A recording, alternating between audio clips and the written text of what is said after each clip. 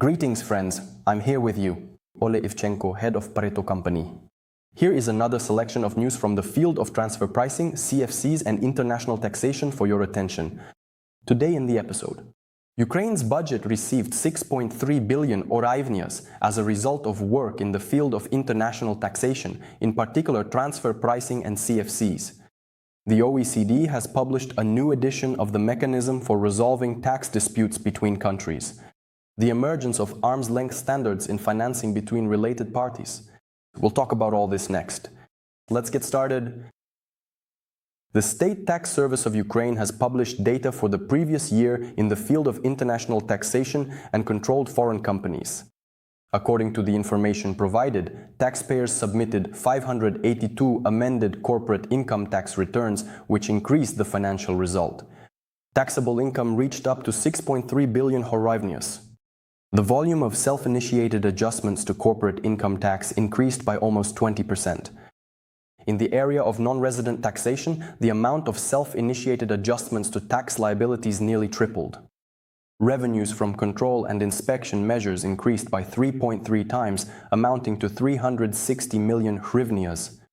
In the segment of controlled foreign companies, there was an increase in the number of voluntary declarations. The number of CFCs increased by 26% and the number of controllers by 17%.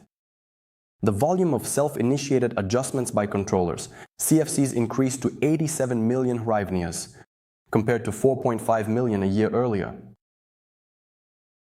The Organization for Economic Cooperation and Development, OECD, has published an updated guide on the mutual agreement procedure for resolving tax disputes between countries. The 2026 version describes the full cycle of work under the MAP procedure. This is an international mechanism by which two countries coordinate on disputed tax matters to avoid double taxation. The document contains 59 best practices, updated requirements for the structure of a MAP request, clarifications on providing unilateral relief, and recommendations for jurisdictions with fewer resources. The purpose of the update is to increase the predictability and effectiveness of the application of tax conventions. The document also highlights 4 stages of working with MAP: dispute prevention, access to the procedure and unilateral relief, bilateral negotiations and arbitration, as well as practical tools and templates for competent authorities. In February 2020, the Organization for Economic Cooperation and Development published, for the first time, a separate transfer pricing guidance for financial transactions. This was the first global document that systematically explained how to determine arm's-length conditions for intra-group loans, guarantees, cash pooling, and hedging. It was at that time that the key principles we still use today were established. Analysis of the economic substance of the transaction, assessment of the borrower's solvency, separate determination of the credit rating, evaluation of the benefit from guarantees, and the requirement for documentary evidence of all decisions regarding the group's financial transactions.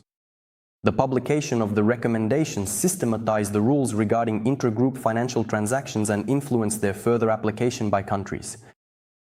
This concludes today's review. Thank you for keeping up with the events in the world of transfer pricing and CFCs together with us. I am Oleh Ivchenko and the Pareto team, and I wish you strength, inspiration, and successful decisions. Winter is coming to an end, and spring is just around the corner. Ahead of us, there are many events to come. Subscribe to our updates on LinkedIn, check out the blog on our website, all the links are in the description. See you in the next episode of Pareto Point. Goodbye.